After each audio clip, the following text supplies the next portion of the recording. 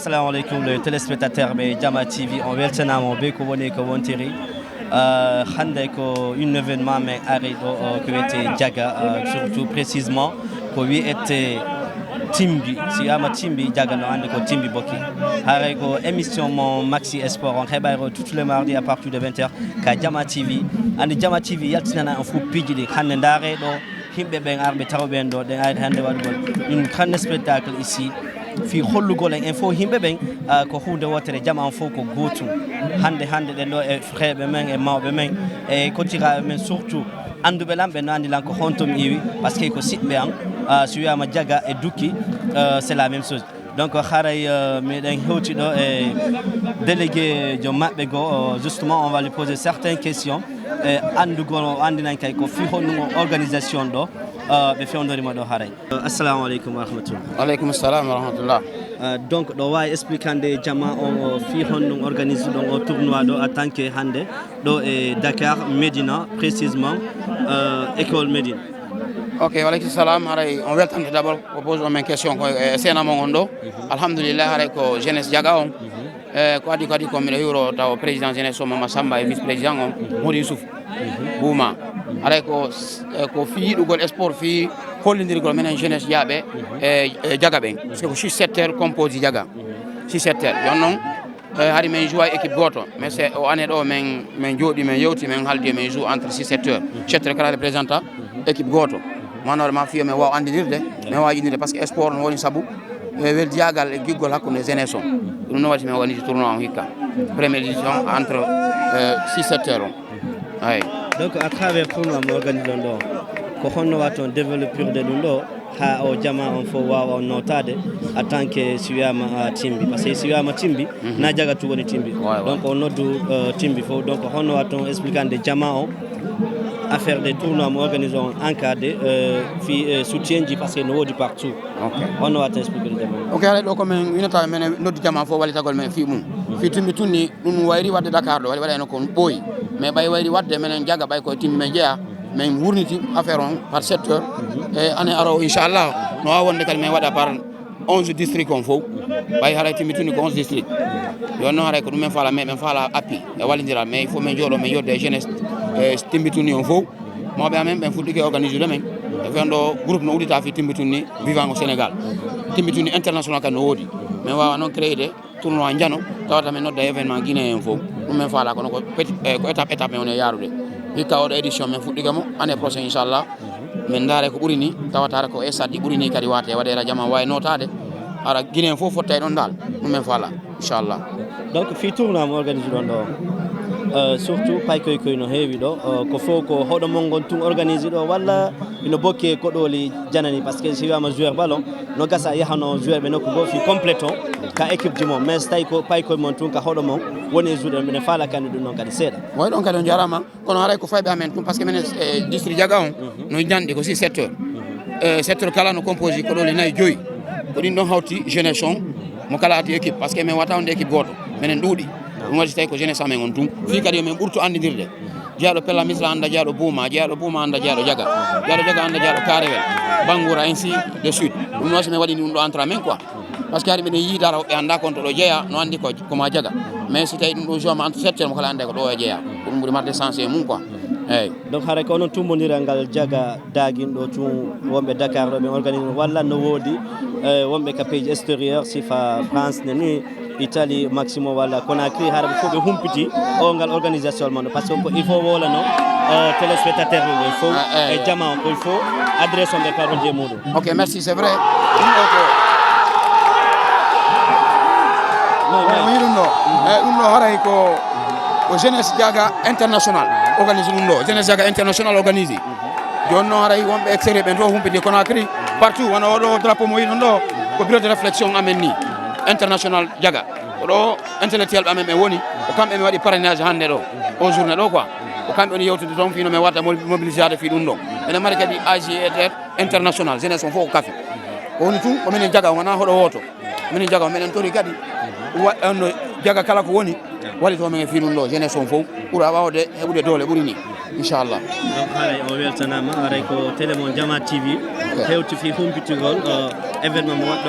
parce que demi-finale demi-finale je pense que c'est le 29 inchallah on hare wato noddugo kay heddiɓe fof arrivé gonɗo hare événement e 29 kay hono hare noddu toon heddiɓe fof siva ɓe ok hare men noddi événement men noddi ɗo jama fof ka final parce que hare président sorti sanga men jagano ɗo vice président moda ki Alhaji Bakar Bangoura en wano diaspora ono patron ɓe amen ɓen e jama fof men invité ka final inchallah inchallah wano dongol tuma Peter timmi fof men invité inchallah hare men invité fof ko événement jano inchallah onon kala weltanama onon jama TV hare wono vice président ono ɗo chargé sport on kanɗo ɗo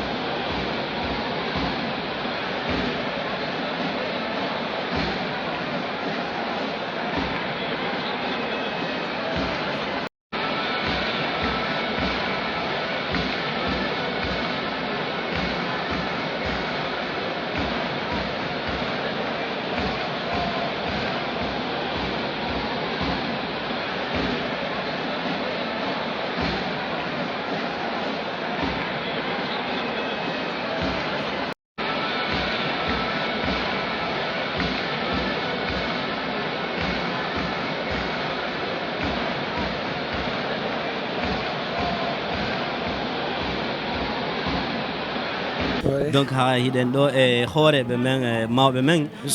si wiyama mawɓe ko mawɓe men en fof ɗani si wiyama Dagui Diaga timbi accari hay nokku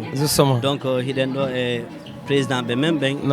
ko babe men wiyata na hay président parce que ɗen yeeso maɓɓe hande fi ballon fewdiɗo ɗo donc ɓe tooli maɓɓe saɗi maɓɓe haray ko bien maɓɓe veni donc haara mi jonita on parole ngol wawa wonɓe présentude wonɓe suivre ɓen aduna on fof par ce que si wiyama télé ɗon andi quand même c'est suivi partout dans le monde entier donc haray fi téléspectateur ɓe ɓen fof e mawɓe men heddiɓe ɓen fof e jama on donc haray ko wiyata assalamu aleykum babe en wa aleykum salam wa rahmatullahi taala barakatuh. Avant tout d'abord mi présente ta hoore an komi Alpha Omar Ba jeeyaɗo Diaga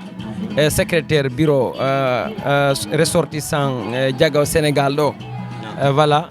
haray justement wano ɓe rentuɗon ɗo ko ɓe woni kufunaji amen ɗi menen Diaga ko ɗum noon woni kufune menen fof meɗen leyi kamɓe ɗo ɓe acci daali men e hoore amen menen ɓiɓɓe Diaga fof ɓe hurdi men waɗi men nokku gotum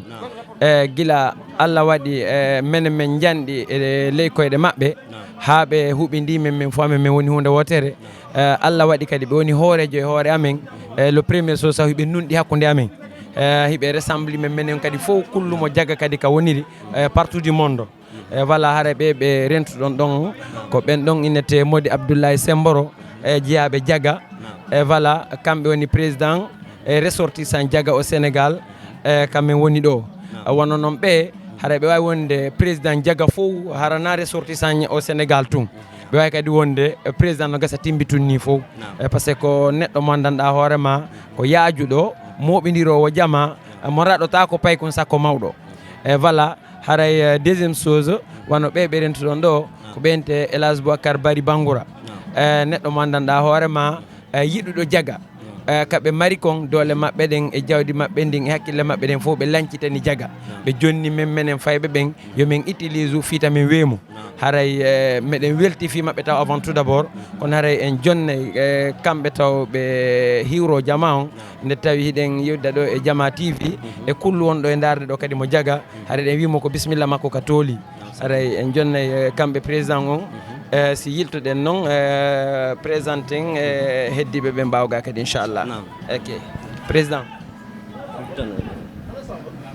assalamu aleykum warahmatullahi wabarakatu aleykum salam warahmatullahi ɓaw en yedde Allah subhanahu wa taala tawnɗo en sifaɗe ñalaɗe moƴƴude joguidireɗe jamaji ɗin aray ko no wirɗen noon ko association ressortissant de Diaga wonɓe Sénégal woni jokkodirde jokka en ɗan e ko développata nokku on e rewi ɗum Allah aray noon e sukaɓeɓen siɓe noddimen façon ji goo no waɗi komin jaɓata kono noon ko tawata ɗum ɗon on haray koko jokkidirta kon joguidira yimɓeɓe min jaɓay ɗum waɗi men tawi men ar min tawta on ga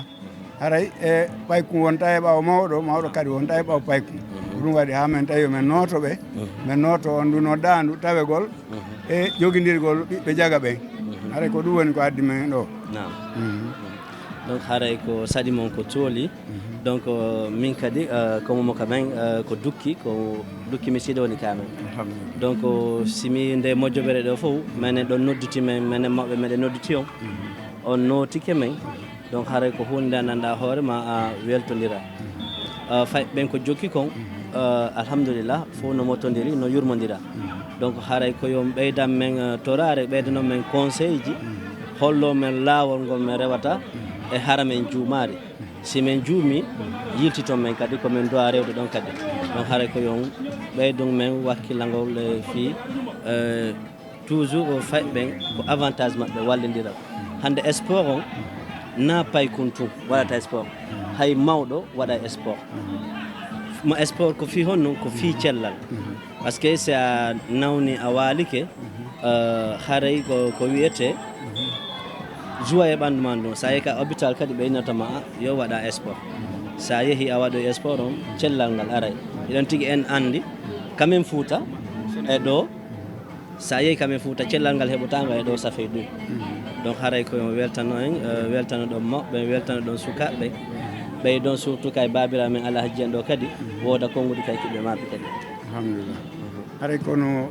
yewtiɗon ni programme ji ɗin e sport ɗum ɗon ko cellal ɓeydata neɗɗo aray no yamira neɗɗo ko waɗa ɗum ɗon fof ko ɗum waɗi hay juulugol ngol on yiyare Allah no yamiri enen julɓe ɓen yen juulu e laabi joyi e nder ñallal ngal ko ɗum waɗi ha ɗum ɗon no tawa e sport kañum kadi eyyi ɗum ɗon haray ɗen yamiri yimɓe ɓen waɗugol sport tigi tigi on e haray fitami juutin no wirɗon noon ɓe wondi e vice président on min en tant que président koɓe alfinilan kon oɗo district e heeɓi wano 12 ans ni joni alhamdulillah haray on tigui wata enude no wawi wadde goɗɗum kono noon ino état eɓen eti men tori kadi Allah ɓeydu e ballal ngal wawa e wadde avance nokku on yimɓe ɓen ɓeyde jogonirgol wonta nafoore kala komo jaga woni e aduna o na Amérique na Europe na Afrique na kala ko wawi wonde hara koye hoore jokkere hen ɗan ko nafata yimɓe ɓen aduna e lahara kadi na fi aduna tum fi aduna e lahara haɗa tigi tigi on e mi yonna Alaji Boubacar vice président district on ɓe ɓeyda konngudi seeɗa kamɓe kadi mbiyata en juuti ƴetten tan on fof haɗa mi wettike min calmini jamaji ɗin fof assalamu aleykum wa rahmatullah monsieur vice président alhamdulillahi rabbil alamin assalamu aleykum wa rahmatullahi taala wa barakatuh haray o tournoir mo organise an ɗon en ɗo haray ɗum ɗo ko hunde labande ko hunde moƴƴude ko hunde joguidirore e jama district on ha e sous préfecture on ha e préfecture on kono yañira o yajirta haray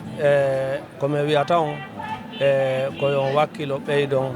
haray no menen meɗen welti yetti Allah moƴƴa e o jeunesse amen hande mi wowlino ɗum mi woltay kadi jeunesse momin anduno komi woni fayɓe ɓen e o jeunesse hande ɗo na gotum minen so yi wano ka district amen e min jogodiri e haray ko suka ɓen nanani minen mawɓe suka si nananali mawɗo haray moƴƴali mawɗo kañum kadi joguito suka on ka hani mo joguitade ɗon haray meɗen weltaniɓe moƴƴa ko wona seeɗa e haray tigi tigi on ko ɗum ɗo mi wata wowlude haray na junnugol haala lawi o assalamu aleykum wa rahmatullahi taala wa barakatuh ok haray ko watti ɗon e wano kadi président fondation innitiraɓe demi final on ɗo hiɓe ɗo wano ɓeɗo ko kamɓe ɗo ɗiɗo innitira final woneteɗo jouede ɗeɗo balɗe on voilà par ce que voilà justement après mi jonnay ɓeɗo kadi micro on kono mi présente seeɗa e ɓeɗo kadi honno woni komi ɓettita e maɓɓe e guila ɓe laami men alhamdulillah rabbil menen laamaɓe meɗe yinafa mo moƴƴa e saabu honɗum menen sukaɓe fof min jogodiri hari ko nini meɗen mari 6 secteur hari ko min jouata kokoye toon ɗo ko hari ko par génération min jouirta pendant 10 ans 15 ans ni meɗen joude on génération kamɓe mawɓe ɓenni awa seede onon sukaɓen on weldi on nanodiri joué kadi par secteur men dara ko ɗum wona jouede ɗo alhamdulillah rabbil alamin guila fokkitani woni bien guila ɓe laami ɓe wallimen min heeɓi hôpitaux ji ka amen ɗi andanɗa hoore mara ko hôpitaux ji nantuɗi inde guila ɓe laami ɓe wallimen min heeɓi juulirɗe marɗe doole ɓe wallimen min heeɓi école ji ha hewti collége ji ko ɓe waɗani min har ko mari doole ni satadoji wona ɗe waɗede ka village ji ton kon ka misiddaji ton kon hande damal suudu kala mo warɗa tawa e robineru ɗum fof ko kamɓe uditi hakkille amen menen ressortissant on holli men naya ñaamu ton ha haara hibboya ko heddi kon no woodi ko wonɗa wadde nokkugo hara justement no wawi nafoyde wonɓe ɓe ala ɗo ɓen walla aroyoɓe janggo ɓen par ce que ɓe holli men hande ko ya ñaamu an ko makon marana fi arowo janggo hara bonnali fof voilà haray ko weltanteɓe ni jarnaɓe ni ha ɓe holli men menen fayɓen ɓen yomen laamodir min waɗi président jeunesse kamɓe mawɓen ɓe waɗi président et vice président voilà wano ɓe yetton ɗo kadi innitiraɓe fondation on ɗo on comment dirais o demi final ɗo ko Mody Mouhamadou Allah reeni daguiñ innitira demi final on kamɓe kadi koɓe membre ɓe moƴƴa e nder Diaga ko jottoɓe ɓe waywa so inni neɗɗo savanjo mo gandanɗa hoorema jottoɗo mijito hunde e tawa so addi ide makko on o nafa e moƴƴa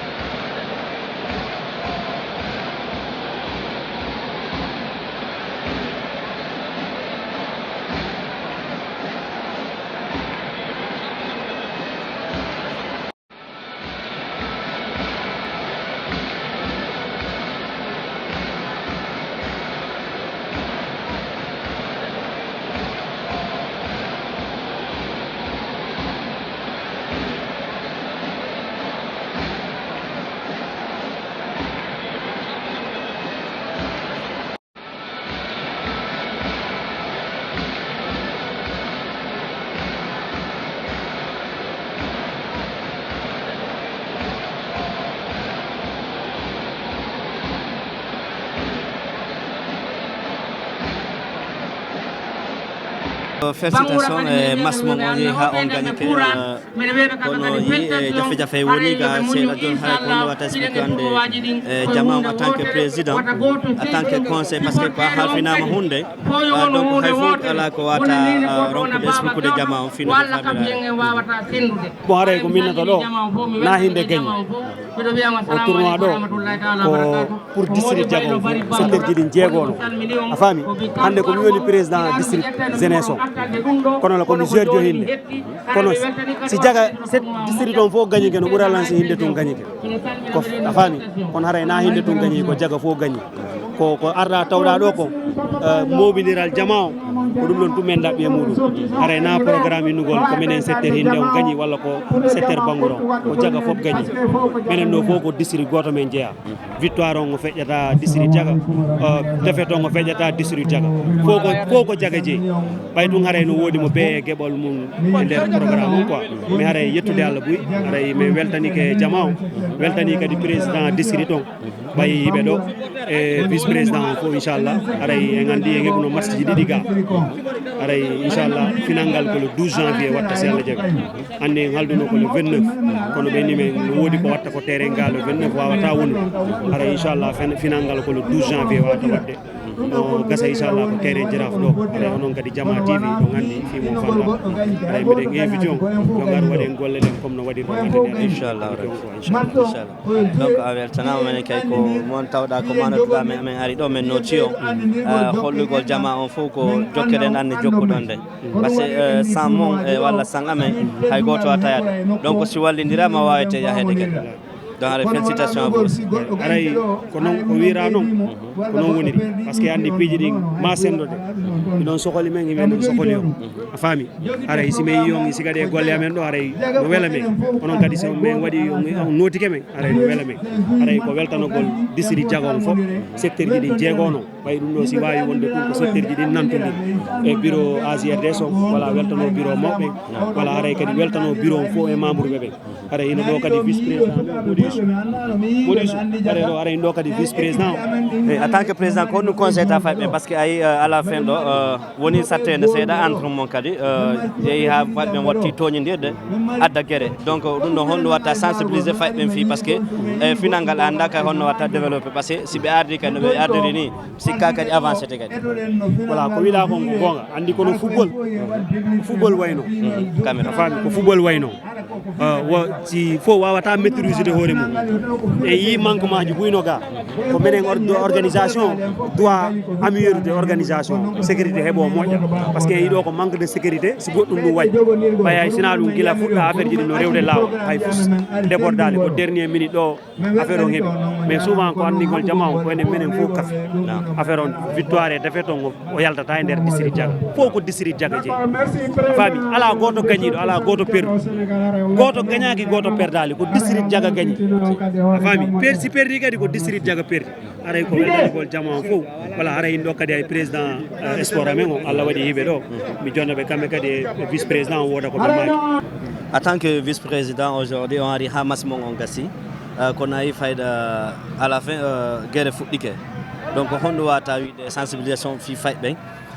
ko honno be wata motiver hawre mabbe har sibe ari si wadi hundeji be adata parce que en tant que ko leydi jananiri wonde ko organisation mo ba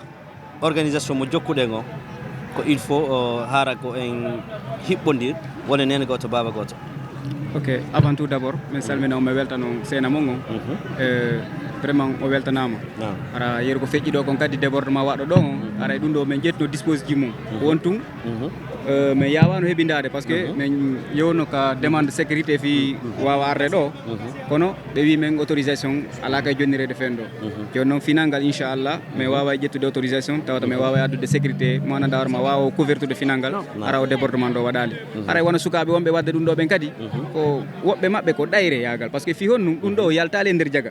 par ce que victoire on koye nder jaga hotiti on tigui heeɓi ɗo de milliard walla kala ko heeɓi ɗo koye nder jaga kadi woni ko yillitoto ara ɗum ɗo déjà ko payi koye ko andanɗa hoorema tawata hara ko ɗayɓe kamɓe watta ɗum ɗo par ce que minen ɗo fof komin nene goto baba gotoɓe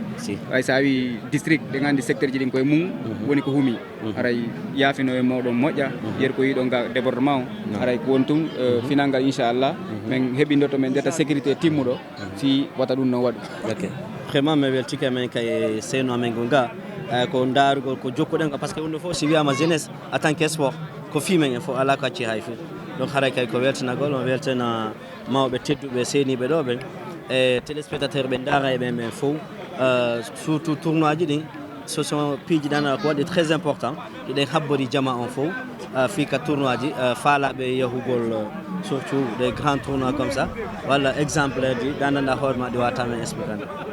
andi wono ɗo ko waɗa ɗo kon déjà heeɓi 10 ans gila association créa ko essayage men woni min darata min wawa e jandude par ce que no min wonno journée no min changi joni noon aray e nder programme ji par ce que minen objectif amen o ko moɓidirgol sous préfecture on fof moɓidira communauté guinéen on fof dara si wawa wadde organisation mo gandanɗa hoorema tawata ko guinéen fof woni ko hawti joni noon andi piiji ɗi ko seeɗa seeɗa woni ko yarate a fuɗɗoroy taw ko ma sa fuɗɗori ko ma wawa yarde seeɗa seeɗa dara so tawi a wawa resisude après noon wawa noddutude guinéen fof walla si wawa noddude yimɓe ɓuuy aray so yi ɗum ɗo waɗi meɗen wowi organisé de kono ko systéme mo woni ko change ono oɗo kanko woni président commission des sports heeɓini joni 10 ans tournoi ji ɗi no déroule mais ko yiɗa o ko seeɗa seeɗa par ce que wono ɗo c'est la première fois meɗen joua ɗo ko lycée men wowi joude walla lycée Blaise Diagne joni noon hikka min yomin ar min essaya ɗo so tawi hakkille fayɓen ɓendi min wawa continuer de mais so tawi min heeɓi ellaji e mum min daari to kadi organisation o ko honno min yarata ok vraiment merci mi weltike menen kay accueil mo waɗɗon on kadi vraiment il faut koye goto haara koye ngol 12 kadi janvier haara eɗen ɗo kay inchallah ala probléme inchallah ara mi weltani ko onon kadi Allah hewto e hoore jam boƴƴere allahuma merci beaucoup ke ay à la fin débordation o waɗi en souhaitare ɗum noon tournoi ji ɗi organisé ten ni partout donc honno wata expliquede jama en tant que tournoi ji mon ok haray avant tout d'abord mi salmina jama o fof ɓay ko min Mouhamadou Diaga min woni président jeunesse sport Diaga ok haray min yaafino mon taw tawata ɗon seeno ha ɗo hara on yeyɗo ella seeɗa quoi